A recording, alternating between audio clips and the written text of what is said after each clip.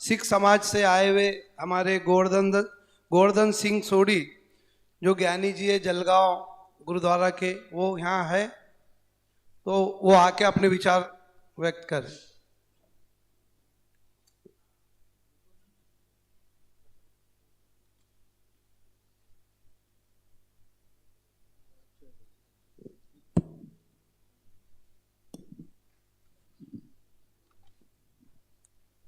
वाहिगुरु जी का खालसा, वाहिगुरु जी की फतेह।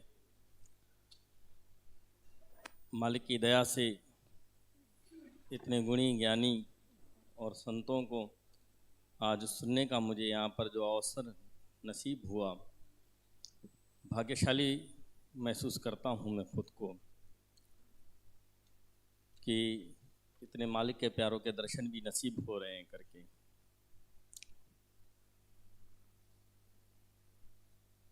एक हमारे भारत का सुंदर गीत है, जिस गीत में कहा जाता है, मेरे देश की धरती सोना उगले उगले हीरे मोती, मेरे देश की धरती।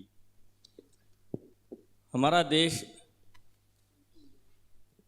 ये तो शब्दों के अंदर उससे सजाया गया और अच्छे से बयान किया गया, पर हमारे देश की विशेषता क्या है कि हमारे देश में बड़े बड़े संत, सदगुरु, दरवेश और हमारे देश में अवतारों ने जन्म लिया है। भाई सही बात है ना, राजा रामचंद्र जी अवतार इस देश में जन्म लिया, श्री कृष्ण जी महाराज ने इस देश में जन्म लिया, अन्य और बहुत से ऐसे संत सदगुरु भी हमारे इस देश में आकर के जन्म लेकर आए हैं करके। संत गजानंद साहब जी, शिरडी के साईनाथ जी महाराज। तो हमारा जो देश है, इन संत कबीर साहब, नामदेव जी, संत रविदास साहब जी, इन मालिक के प्यारों से, वाणियों से ये देश हमारा संभला हुआ है।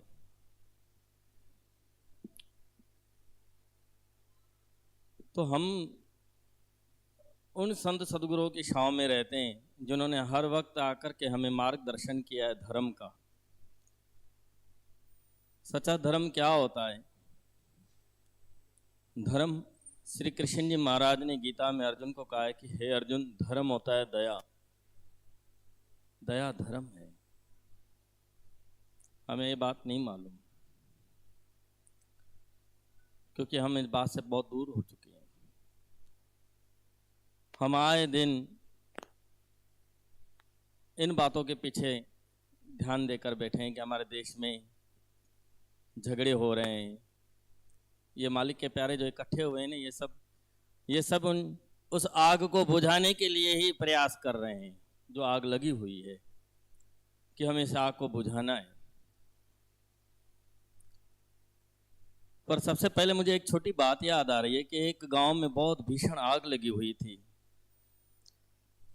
पूरा गांव, वो गांव उस आग को बुझाने के प्रयास में जुटा हुआ था। एक चिड़िया थी, छोटा सा परिंदा, वो चोंच में पानी लेकर के उस आग में जाकर के डाल रहा था। एक जन ने उससे पूछा तेरे को बात बता, तेरी कुश्ती अवस्था छोटी है, तेरी चोंच छोटी है, उसमें पानी कितना आता होगा, और तू कितनी भीषण आग को बुझाएगी, जिसको गांव बुझाने के पीछे पड़ा है, तेरे से बुझेगी?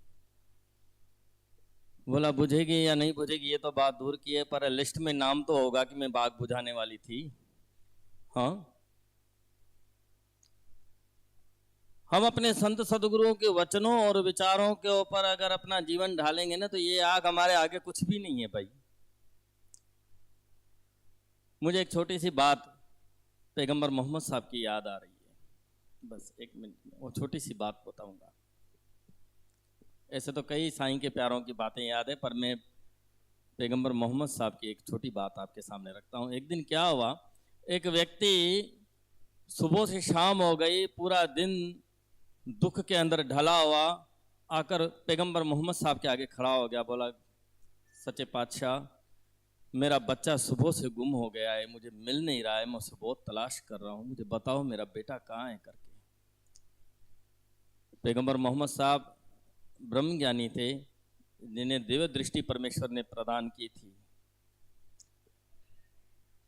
आपने उसे बताया कि भाई फला दिशा में बच्चों के साथ खेल रहा है तेरा बच्चा, जा जाकर अपने बच्चे को ले आ, पर अपने बेटे को बेटा कहकर नहीं बोलना, उसका नाम लेकर उसे पुकारना।